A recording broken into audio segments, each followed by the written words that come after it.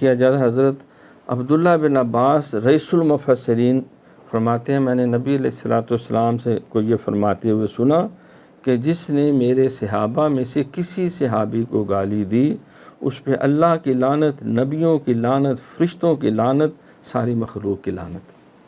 اور سیدہ عائشہ صدیقہ رضی اللہ عنہا سے روایت ہے، سرکار نے فرمایا کہ انسانوں میں بدترین وہ انسان ہیں جو میرے صحابہ کے بارے میں زبان درازیاں کرتے ہیں یا کریں گے۔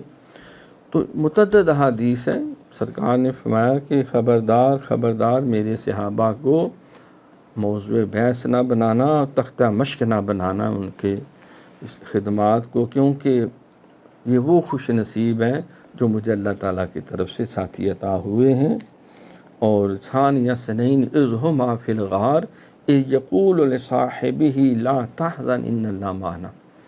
20ویں آیات سیدنا فاروق اعظم رضی اللہ تعالیٰ کی دعا التجا کے اوپر اللہ نے نازل فرمائی۔